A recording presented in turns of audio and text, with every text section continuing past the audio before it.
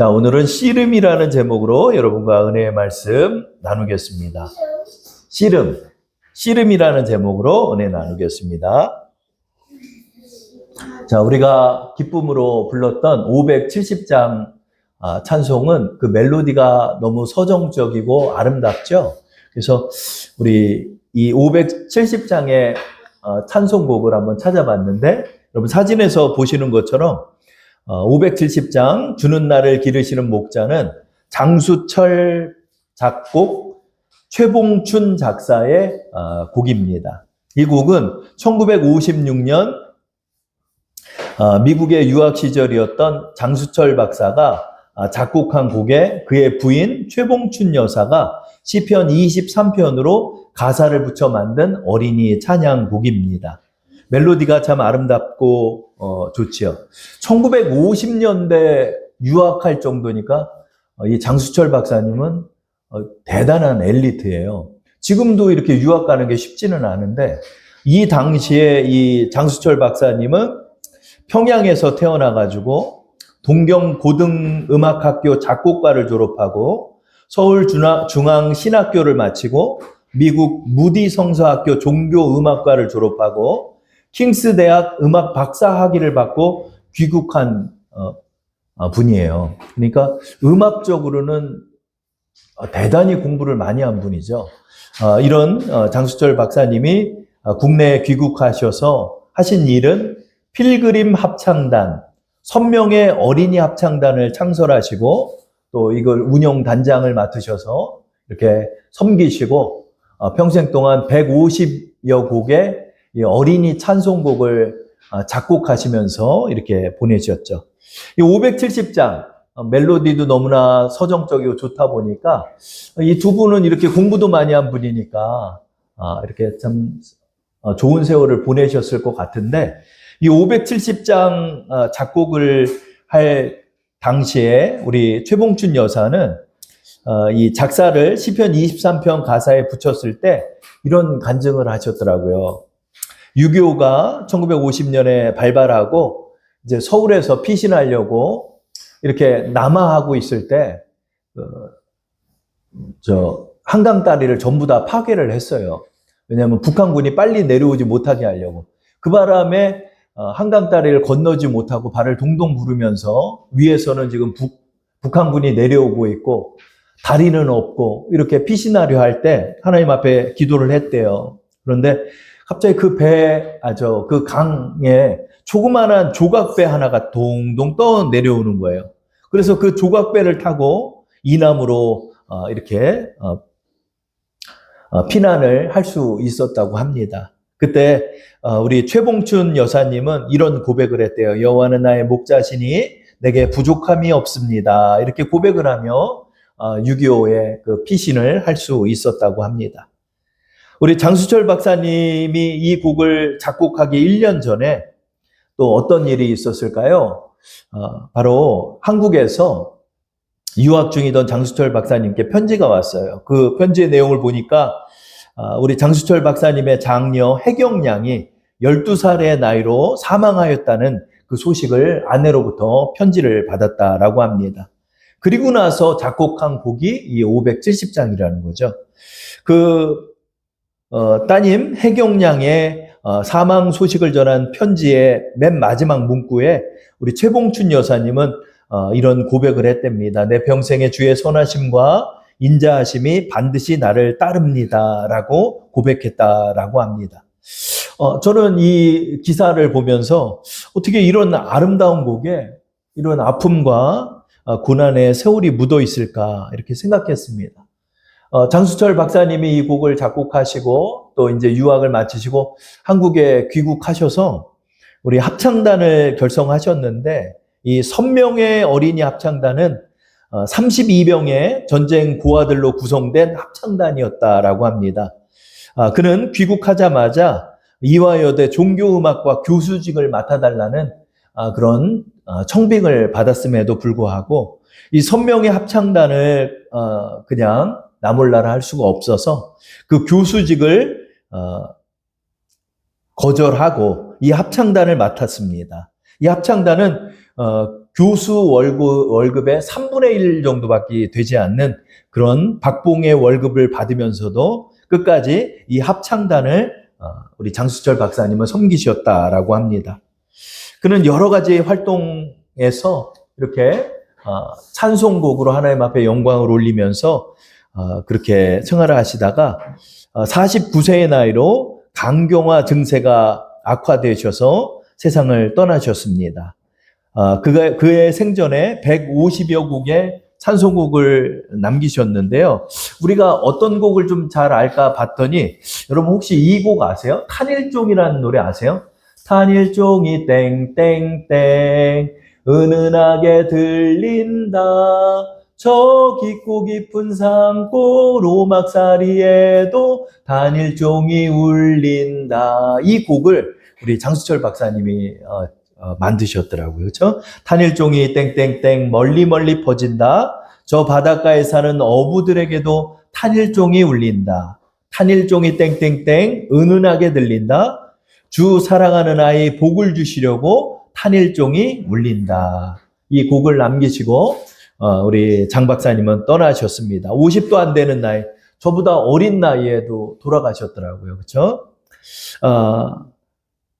행복할 것만 같은 우리 이 장 박사님 가정에 이런 아픔과 어려움이 있었다는 것을 보면서도 우리는 느끼게 되죠.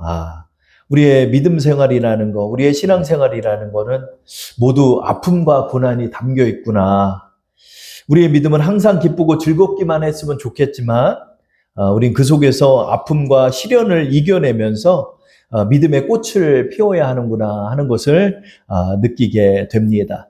그는 50도 안 되는 나이에 떠났지만 우리에게 150여 곡이라는 아름다운 또 주옥 같은 찬송시를 남겨주셨습니다. 이 570장이 그의 믿음의 유산이 아닐까 생각합니다. 우리 주님이 부르시는 그날까지 우리에게도 아픔과 시련이 있지만은 우리의 믿음의 유산을 우리의 후손들에게 남겨주고 우리도 떠나간다라고 생각이 듭니다.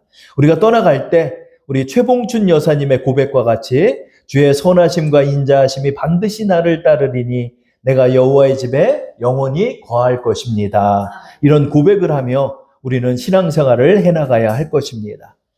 신앙생활을 해보니까 정말 맞는 것 같아요. 신앙생활에는 아픔이 있습니다. 또 시련이 있습니다. 그 시련을 우리는 겪게 되죠. 참으로 쓰라리고 아프고 힘이 듭니다. 그러나 하나님께서는 우리에게 이 시련을 허락하시면서 우리를 하나님의 뜻 안으로 인도하여 주신다는 사실을 우리는 배우게 되죠. 오늘 말씀을 통해서 야곱 또한 고난의 세월을 보낸 사람입니다. 이 야곱에게 하나님께서 시련을 주셔서 그를 어떤 길로 인도하시는지 오늘 씨름이라는 제목을 통하여 우리 야곱의 믿음에 관하여 여러분과 나누고자 합니다.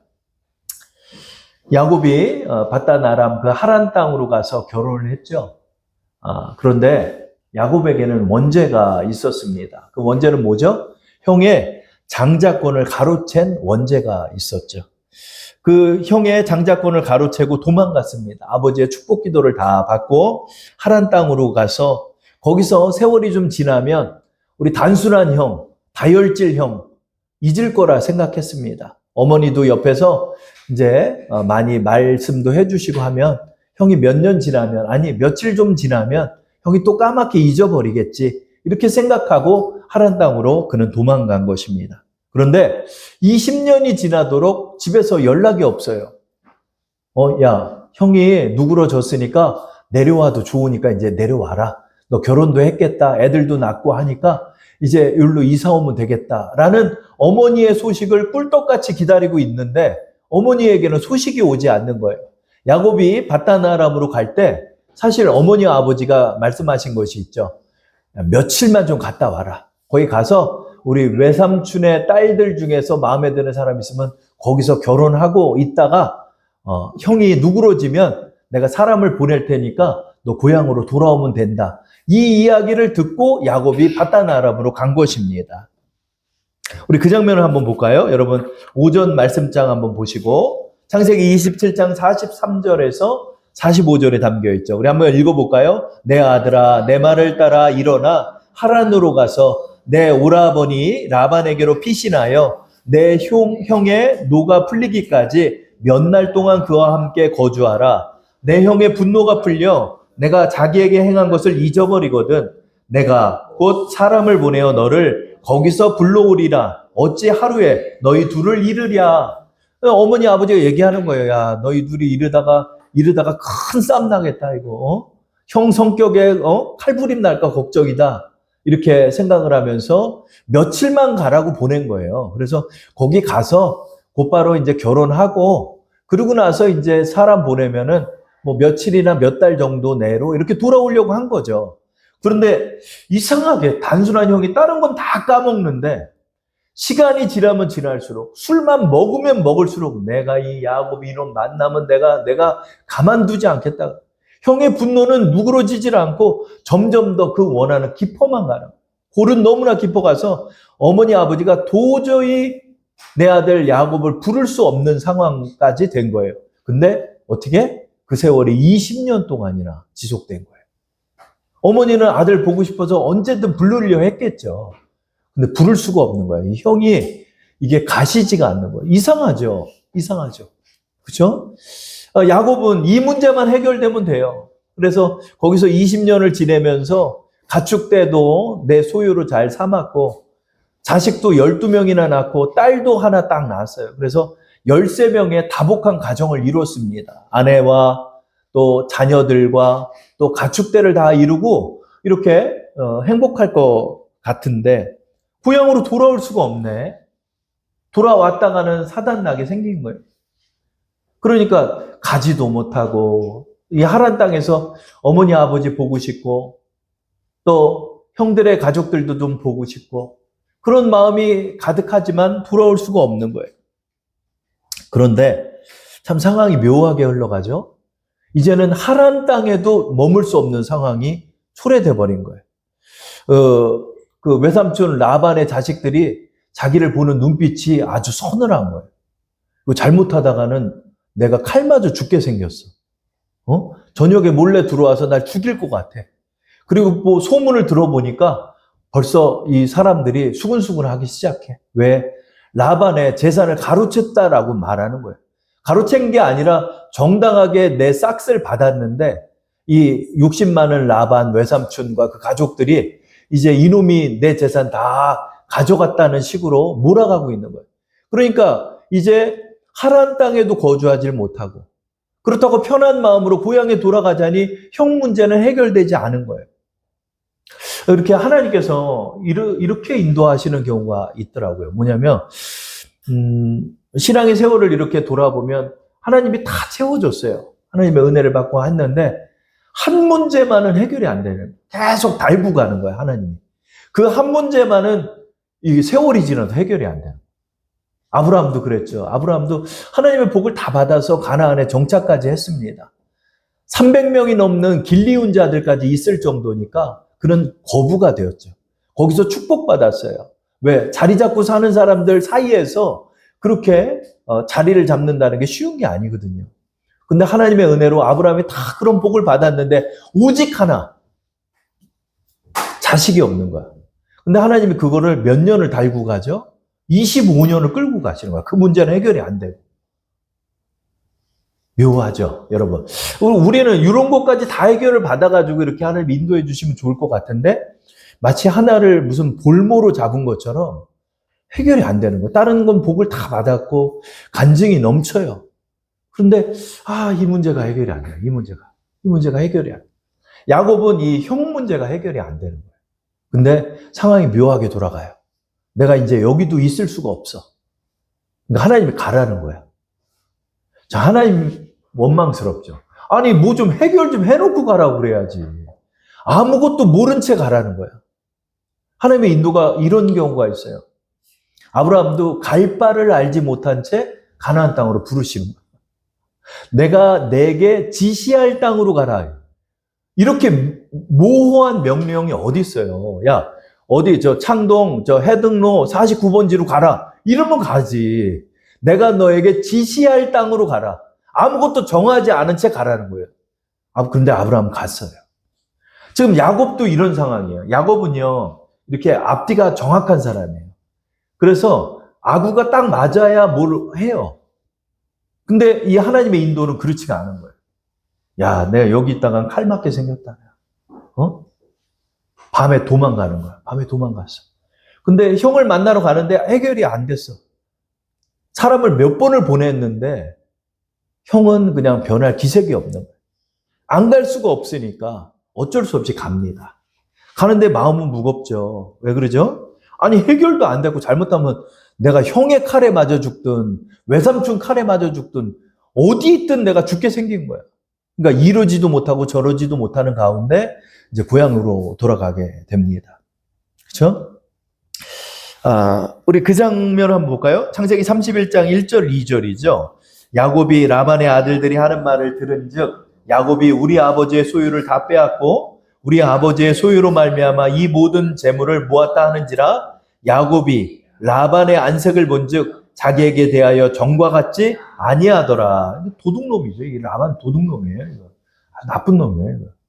그러니까 이렇게 친척지간에도 이렇게 비정한 사람들이 많아요.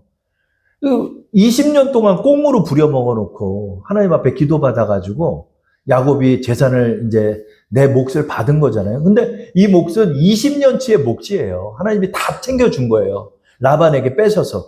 근데 말은 또 어떻게 해? 야곱이 다 뺏었대. 야곱이 다 뺏었대. 나중에 이 말씀도 나눌 기회가 생기면 나눌게요. 어떻게 이 라반이 이 야곱한테 행했는지. 그러니까 야곱이 이런 통해서 이런 이기적이고 아주 간악한 사람들 사이에서 이게 버텨낸 거야. 근데 이제 더 이상 있을 수가 없죠. 그래서 이제 고향으로 갑니다. 고향으로 가는데 이제 예물을 먼저 이제 좀 보내요.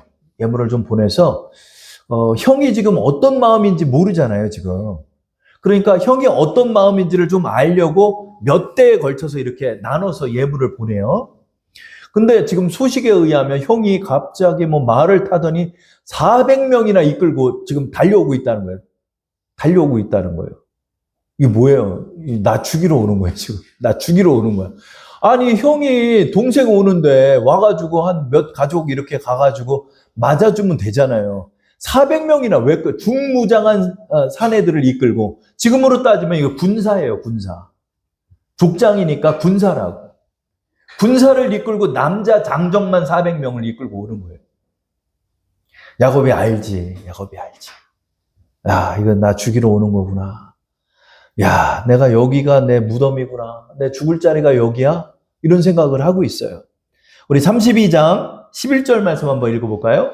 내가 주께 간구하오니 내 형의 손에서 에서의 손에서 나를 건져내시옵소서. 내가 그를 두려워함은 그가 와서 나와 내 처자를 칠까 겁이 나기 때문이니이다. 그렇죠? 다 알지. 당연히 알지. 근데 첫 번째 예물을 가져간 떼들한테 미리 얘기를 해놨어. 얼마나 예물을 준비를 했냐면요. 580마리나 되는 그 양과 소와 뭐 염소와 뭐 이런 걸 다 준비를 했어요. 어느 정도로 했냐면 새끼 밴 암소들만 준비를 한 거야. 왜? 이거 2배잖아. 새끼까지 있으니까. 그러니까 새끼 밴 이 암소들까지 이렇게 준비를 해가지고 살 포동포동하고 그냥 특등급 한우들만 다 준비를 해준 거야. 그러면 이거 받으면 형이 아유 뭐 이런 걸 준비를 했어. 그러면서 받으면은 좋겠는데 거들떠 보지도 않고 야곱 어디 있냐는 거야. 저 뒷무리에 있습니다. 알았어. 그러고 그냥 달려오는 거예요. 그 예물도 받을 생각도 안 하고 이러고 오는 거야. 그러니까 이제 야곱은 완전히 눈치를 챘죠. 뭐죠? 아, 형 나 죽이러 오는구나 하는 거를 느낀 거죠. 여기서 내 처자를 칠까 겁납니다 하는 이 히브리어 단어는 나카라는 단어인데요. 이건 공격하다는 뜻도 있는데 그 원래의 뜻은 갈기갈기 찢다라는 뜻이 있대요. 그러니까 이 치다라는 단어를 통해서 야곱의 공포심을 알죠. 지금 와가지고 형이 와서 칼을 들고 내 처자식 다 죽이고 내 보는 앞에서 다 죽이고 나까지 이제 칼로 치고 그 재물들은 전부 다 약탈을 하고 이런 살인사건이 일어날 거를 지금 야곱이 상상하고 있는 거예요. 지금 이 나카라는 단어 속에 다 담겨 있는 거야. 나를 찢어 죽이려고 하는 거야. 나를 찢어 죽이러 온다는 거야. 이 단어가. 그러니까 야곱이 엄청난 공포심에 있는 거예요. 마음도 답답하죠. 그렇다고 도망갈 수도 없어. 처자들하고 어디를 피시네요. 이 무리떼가 지금 또 애들까지 있고 손주까지 다 있던데 지금 어떻게 도망갑니까 지금? 그러니까 별 생각이 다 들죠. 아, 혼자 도망갈까? 아, 내 자식들 두고 어떻게 도망가? 아, 그냥 여기로 오지 말고 딴 데로 갈 거 그랬나? 막 별 생각을 다 하고 있을 거예요. 이 야복 강가에서. 그렇게 공포 속에 잠겨 있습니다. 그러나 하나님께서 어디로도 가지 못하는 상황 속으로 야곱을 몰아놓은 거예요. 야곱이 수가 많은 사람이니까 일로 도망갈 수도 있고 절로 도망갈 수도 있는데 지금 이 상황은 도망갈 수 없는 상황이 돼버린 거예요. 그러니까 야곱이 벽을 만난 거죠. 지금까지는 내가 머리를 잘 굴려가지고 이 위기들을 잘 돌파를 했어요. 근데 지금 이 상황은 내 힘으로 할 수 없는 상황이 돼버렸어요. 완전히 막막하죠. 그러자 야곱이 주님 앞에 무릎 꿇는 거예요. 무릎 꿇게 되는 거예요. 오늘 말씀이 뭐죠? 씨름입니다. 왜 하나님께서는 이 문제를 20년 동안이나 해결하지 않으신 채 이렇게 야곱을 이끄시는지에 관해서 여러분과 나누는 것이 오늘의 말씀의 초점이죠. 이 말씀이 뭐죠? 먼저 야곱을 무릎 꿇게 하시고 있다는 거죠. 야곱이 무릎 꿇을 수밖에 없는 거야. 무릎 꿇을. 마지막에 가면 어우 주여 이렇게 돼요. 누구나 다 그렇게 돼요. 주님 도와주옵소서.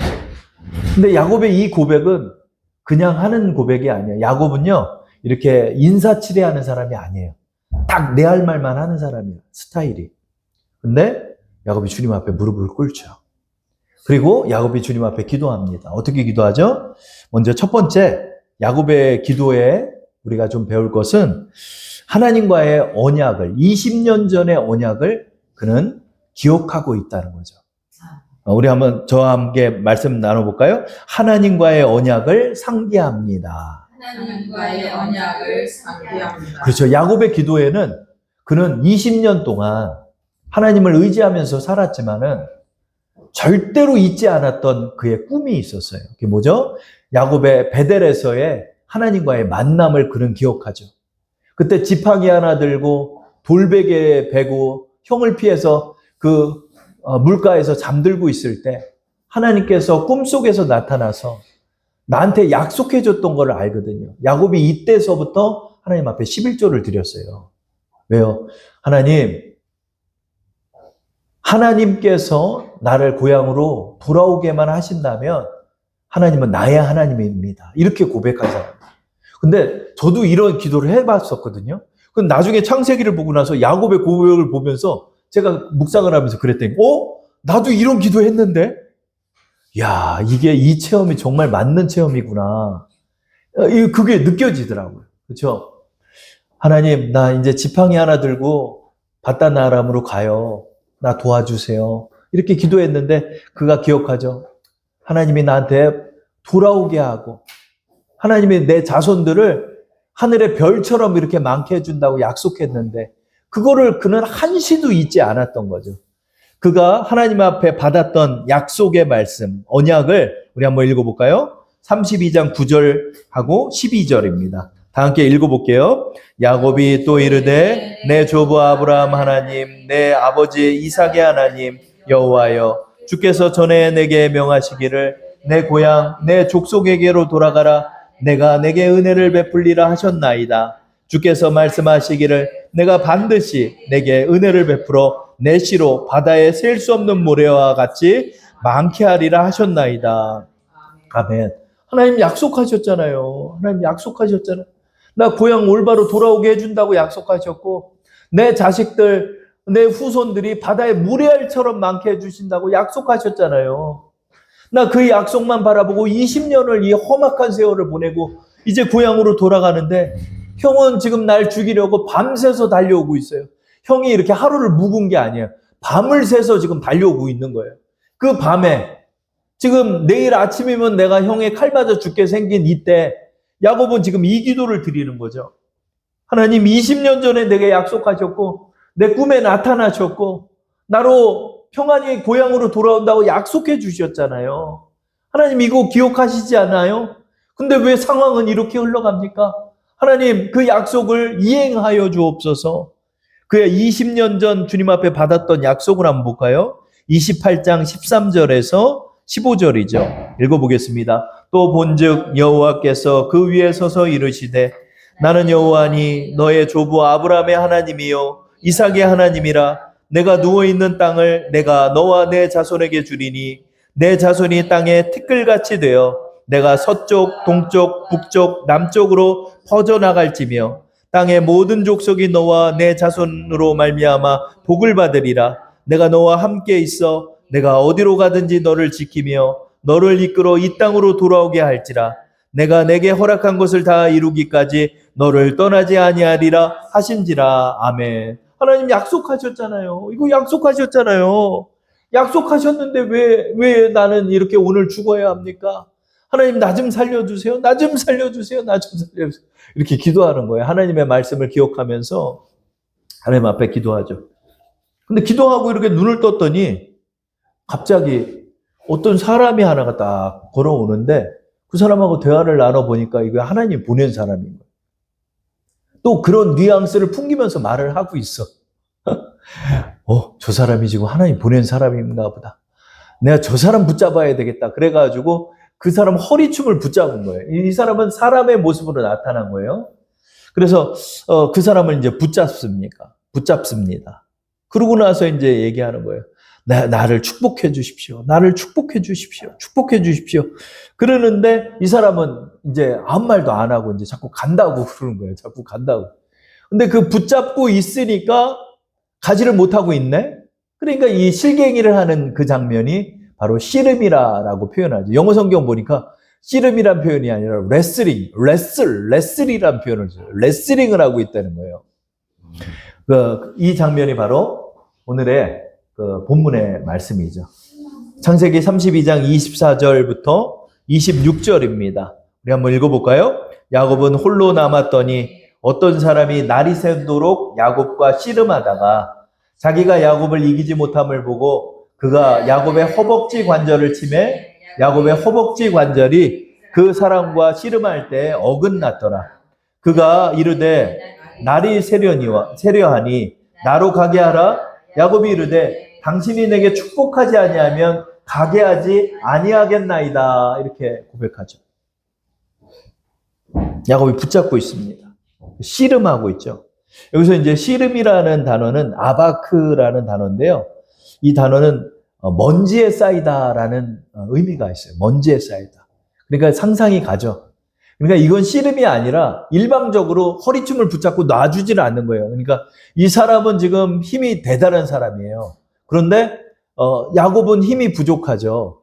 그러니까 이 사람은 지금 날이 새려니까 어디로 간대요. 그러니까 놔주지를 않는 거예요. 그러니까 이건 씨름이라기보다도 질질 끌려가고 있는 거예요. 이렇게 붙잡고 질질 끌려가고 있는 거야. 질질 끌려가는데 다리에 힘은 없고 이러니까 이게 이제 온통 먼지 구덩이가 되는데 이거는 그 먼지라기보다도 진흙이겠죠. 왜? 야복 강가니까. 강가니까 거기는 진흙이 많잖아요. 그렇죠? 거기서 지금 이 사람 붙잡고 있으니까 이 범벅이가 됐죠. 지금 막 진흙과 흙더미 속에서 범벅이가 되면서도 이 손을 놓지 않은 거예요. 근데 여러분 하나 제가 물어볼까요?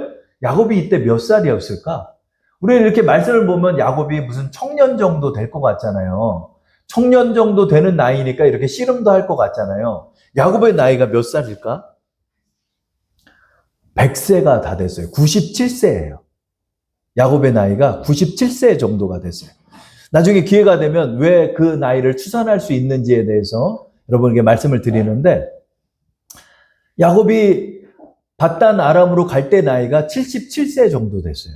77세. 거기서 20년 지냈죠? 그리고 돌아오잖아요. 그러니까 97세, 약 100세예요. 이 100세가 무슨 100세입니까? 여러분 아브라함이 이삭을 낳을 때 100세예요. 그러니까 이게 노인이에요. 야곱은요 청년이 아니에요. 노인. 물론 이 당시의 나이는 좀 더 젊었을 걸로 봐요. 이 당시의 60세는 지금의 60세하고는 다르죠. 그런데 그래도 100세면은 노인이에요. 왜냐하면 100세 정도에 죽은 사람도 많으니까. 노인이에요, 야곱이. 지금 노인이에요, 노인. 여러분 한번 생각해 봅시다. 이 지금 야곱과 씨름하고 있는 분은 청년의 모습으로 아마 나타났을 것 같아요. 젊은 사람의 모습이에요. 누구신지는 몰라도 젊은 분이에요. 그 젊은 사람을 나이 100세나 되는 사람이 지금 허리를 붙잡고 질질질질 끌려가는 거예요.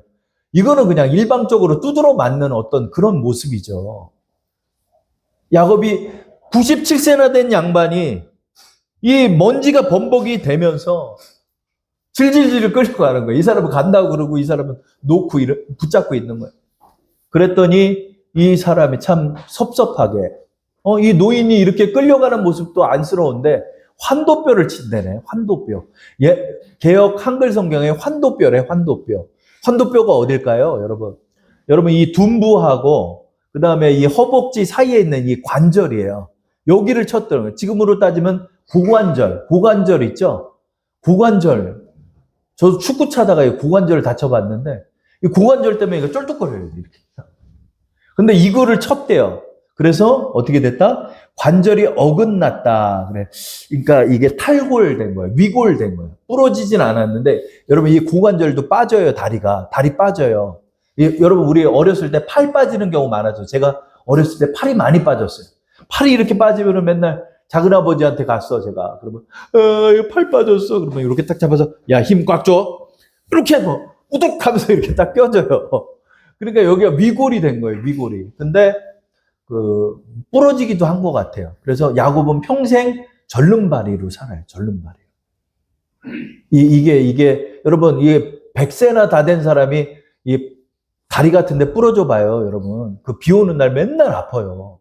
그러니까 야곱은 평생 동안 이 관절로 인해서 고생하는 사람이 돼요. 왜? 이 씨름 때문에. 근데 이것까지 친 거야. 그러니까 얼마나 저항이 거셌으면 이 사람이 여기를 쳤을까요? 근데 여기 이제 아마 오른손으로 치니까 이 좌골 쪽이 위골이 된 거예요. 왼발 쪽 둔부와 허벅지를 이어지는 그 관절이 골절이나 탈골이 돼서 빠진 거죠. 그러니까 이제 아예 한 발은 걷지도 못하게 됐죠. 완전히 나가버렸잖아. 그러니까 그 사람이 가면 어떻게 해요? 거의 제가 볼 때는 이렇게 된 것 같아요. 허리를 잡고 자빠져가지고 이렇게 끌려가는 형국인 거야. 그러니까 이 손을 놓지를 않아가지고. 그 바지 벗겨지게 생겼어, 그냥.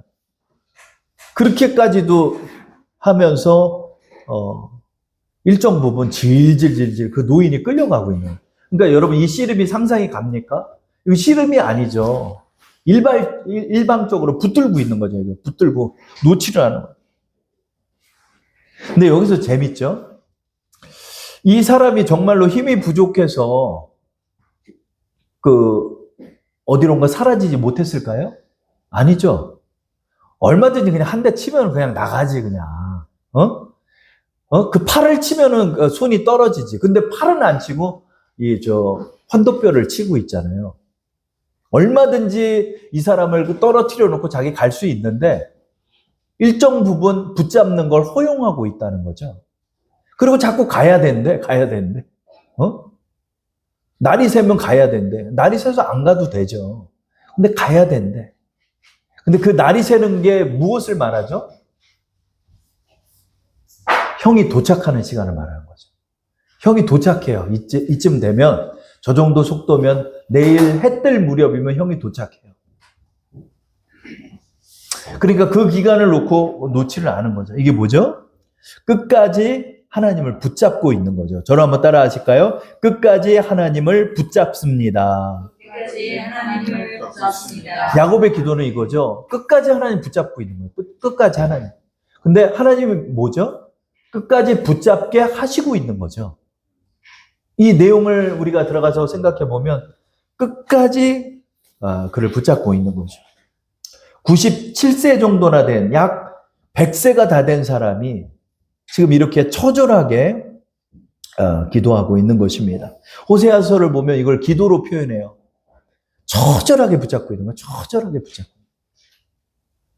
그리고 나서 그래, 내가 졌다. 너 이름이 뭐냐? 내가 너에게 이름을 주겠다. 너 이스라엘이라 해라. 이스라엘이란 이름을 이때 받는 거예요. 뭐요? 하나님과 겨루어 이긴 자라는 이름을 야곱이 이때 받게 됩니다. 그리고 그에게 축복해줘요. 그래, 축복해주마. 축복해주겠다. 이렇게 해서 하나님의 축복을 받고 그제야 비로소 그의 두 손을 놓고 그는 떠나가게 됩니다. 왜 하나님께서는 이 씨름을 허용하셨고, 씨름만 하면 됐지 어떻게 또 환도뼈까지 내리치십니까? 이 장면이 무슨 장면일까요? 이 장면은 바로 야곱의 의가 꺾이는 과정인 것입니다. 자기 의가 강하고 자기 뜻이 강했던 야곱, 욕심이 많고 꾀가 많았던 거짓된 사람 야곱, 그의 죄와 의를 하나님께서는 이 고난을 통해 꺾고 계시는 것입니다. 죄가 꺾여지는 거예요. 의가 꺾여지는 거예요. 이 과정은 바로 야곱의 깨어짐의 과정이 되는 것입니다. 하나님께서는 우리에게 왜 이런 하나의 고난을 해결하지 않은 채 수십 년의 세월을 끌고 가실까요? 그것은 바로 우리를 깨시는 과정이 되는 것입니다. 우리의 깨어짐의 과정이 되는 것이죠. 내가 정말 할 수 없는 상황 속에 내가 몰려서 하나님을 붙잡고 정말 나의 의의를 내려놓는 거예요. 정말 하나님의 도우심을 구하게 되는 거예요. 야곱은 이렇게 하나님 앞에 구하게 되는 거예요. 하나님 없으면 안 됩니다. 하나님 없으면 안 돼요. 내가 여기까지 왔는데 이렇게 죽을 수는 없습니다. 하나님의 약속도 있지 않았습니까? 근데 내가 할 수 있는 거는 아무것도 없습니다. 아니, 내가 할 수 있는 거 지금 다 해봤습니다. 다 해봤는데 안 돼요. 예물 다 드린다고 그래도 형은 꺾이지 않았고요. 20년의 세월이 지나도 형은 변할 줄 몰랐고요. 아니, 오히려 그 원한은 너무 깊어져서 철천지 원수가 돼버렸습니다. 형은 지금 칼을 갈고 400명이나 이끌고 우리의 처와 내 자식들과 나의 목숨을 노리고 이곳으로 지금 오고 있습니다. 하나님이 약속해 주지 않으면 우리는 안 되는 것입니다. 라고 고백합니다. 나중에 기회가 되시면 이 깨어짐이라는 책을 한번 보시면 좋을 것 같아요. 낸시 레이 드모스라는 분이 쓰신 이 깨어짐에 이런 내용이 담겨 있더라고요. 깨어짐은 자기를 믿고 하나님과 상관없이 사는 마음가짐과 생활 태도를 버리는 행위입니다. 깨어진 인격은 스스로 의롭다고 생각하거나 자기 힘으로 무언가를 이룰 수 있다고 생각하지 않는 것입니다. 자신의 내면에서 자신을 통하여 역사하시는 하나님의 은혜에 전적으로 의지하는 마음이 되는 것입니다. 라고 이 낸시 레이 드모스라는 분은 말씀하십니다. 미국 미시간주 에서 그 라이프 액션 미니스트리라는 신앙 서적을 출판하시는 분이고요. 이분은 라디오 진행자이며 탁월한 강사라고 합니다. 그런 깨어짐을 통하여 우리에게 이렇게 말하죠. 내가 할 수 있다는 것을 버리는 행위, 이것이 바로 깨어짐이라고 정의하고 있습니다. 맞습니다. 어쩌면 우리는 이런 깨어짐의 과정에 있는지 모르겠습니다. 여러 가지 아무리 힘을 써도 내가 해결하지 못하는 문제가 우리와 함께 걸어가고 있습니다. 그 문제를 이렇게도 해봤고 저렇게도 해봤고 내가 할 수 있는 내 지혜를 다 짜내서 해봤으나 그 문제가 해결되고 있지 않는 것입니다. 우리는 이런 세월 속에서 하나님을 붙잡게 됩니다. 이런 세월 속에서 나의 의의를 버리게 됩니다. 험악한 세월을 겪으면서 야곱은 변하게 되는 것입니다. 하나님밖에 없습니다. 나의 힘으로 할 수 없습니다. 하나님이 도우시고 은혜를 주셔야 합니다. 이렇게 야곱은 고백하는 것입니다. 야곱이 147세 정도 때 하나님 곁으로 갈 때 그는 어떻게 변했을까요? 12아들에게 예언해 주는 장면을 보면서 마치 선지자처럼 변해 있는 우리 야곱을 보게 됩니다. 야곱은 깨어진 것입니다. 야곱은 이 장면에서 그는 변하게 된 것입니다. 진심으로 그는 형에게 사죄를 합니다. 그 천사의 모습, 청년의 모습으로 나타났던 하나님이 떠나가시고 야곱이 홀로 서 있을 때 그 형은 당도하여 왔습니다. 옆구리에 칼을 차고 왔을 때 야곱은 형을 보면서 진심으로 사죄하게 됩니다. 여러분, 우리 창세기의 이 말씀을 통해서 여러분 기억할 게 뭘까요? 기억할 것은 야곱이 결코 형한테 사과하고 있지 않아요. 야곱은 결코 여기서 자기 잘못이라고 말한 적이 없어요. 여러분 이 말씀을 나중에 한번 살펴보세요. 살펴보면 사실은요, 이 문제의 핵심은 무엇이었을까요? 야곱이요, 형 찾아가서 무릎 꿇고 사죄했으면 되는 문제였어요. 야곱이 사죄해야죠. 어떻게 됐든 자기가 형과 아버지를 속이고 장자권을 가로챘지만 어디에도 하나님의 축복이란 말은 있어도 내가 형한테 죽을 죄를 졌다라는 말을 하지 않아요. 왜요? 깨어지지 않았으니까. 결코 내가 잘못했다는 말은 어디에도 없어요. 형이 그냥 잊어주겠지. 형이 그냥 까먹겠지. 그렇게 생각했던 거예요. 그런데 하나님을 붙잡고 축복을 받은, 그리고 왼쪽 좌골이 나가버린 야곱은 형을 만나자마자 7번 그에게 절하며 그에게 사죄하는 거예요. 이게 무슨 장면일까요? 형한테 사죄하는 장면이에요. 형이 그 모습을 보자 그냥 눈물을 흘리면서 그냥 뽀뽀를 하면서 그냥 야곱을 용서해 줍니다. 그쵸? 왜요? 사실은 야곱이 죽으면 됐던 문제였던 거예요. 야곱이 자기가 죽었으면 이 문제는 20년 전에 해결될 문제예요. 형 내가 잘못했어. 형 내가 잘못했어. 야곱은 끝까지 말합니다. 형 나한테 팥죽으로 팔았잖아. 팥죽으로 내가 샀잖아. 끊임없는 자기 합리화와 자기 의 속에 사로잡혀 있던 야곱. 야곱은 이 씨름을 통하여서 내가 죄인이고 내가 잘못했고 내가 바로 죄의 원흉임을 그는 깨달았던 것입니다. 형 앞에 무릎 꿇고 사죄하자 형은 20년에 묵어있는 그 원한을 다 버리고 그를 용서해 주면서 그의 예물을 받고 그 형제는 화해를 하게 되고, 형이 또 어떻게 변하는지 알아요? 이거 내 거다 이러지 않아요. 그래, 네가 장자지. 너 장자 아버지 잘 모셔. 나는 저기 에돔 땅으로 갈 테니까. 그리고 형이 가요. 다 주고 가는 거예요, 형이. 여러분, 우리가 이걸 알아야 돼요. 야곱이 결국 이렇게 깨어짐을 통하여서 하나님의 은혜를 받고 축복을 받으며 그 약속을 받는 것을 우리는 보게 됩니다. 여러분, 우리 하나님 앞에 많이 기도해요. 왜 하나님 이 문제 아직도 안 해결됐나요? 도대체 어떻게 얼마나 기도해야 되나요? 라고 기도할 때 하나님은 우리에게 이렇게 말씀할 것 같아요. 아직 너 안 깨어졌다.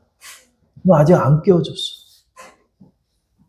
도대체 깨어진다는 게 뭡니까, 하나님? 어떻게 해야 깨어지는 겁니까? 뭐 무릎 꿇고 막 질질 울어야 됩니까? 우리는 아직 잘 모릅니다. 그러나 하나님께서는 우리를 이렇게 하나님의 은혜의 자리로 인도하고 계시다는 사실을 기억해야 합니다. 우리 하나님의 은혜 아래 걷고 있습니다. 하나님, 나를 다루시고 나를 치유하시는 길인 줄 내가 압니다. 하나님, 이 시련이 지금은 너무나 어렵고 답답하지만 이 시련 속에서 하나님의 사람으로 빚어주옵소서. 우리는 야곱과 같이 이렇게 고백해야 합니다. 야곱은 변했습니다. 야곱은 이제 내가 잘못했고 내가 죄인이라는 사실을 인정하는 사람이 되어 있는 것입니다. 20년 만에 그는 변한 것입니다. 하나님께서 우리를 그 자리로, 우리를 야복강의 자리로 인도하십니다. 그래서 이러지도 저러지도 못하지만 이 속에서 나는 변하고 있고 나는 깨어지고 있으며 나는 하나님의 사람으로 거듭나고 있는 것입니다. 하나님의 인도가 우리를 아프게 하지만 이 아픔을 통하여 우리는 참 하나님의 사람으로 빚어지고 변화되고 있다는 사실을 기억하시며 여러분의 시련을 감사함으로 맞이하고 하나님 앞에 주의 약속의 말씀을 상기하며 끝까지 주님을 붙드는 믿음의 씨름을 하시는 여러분이 되시기를 축원합니다.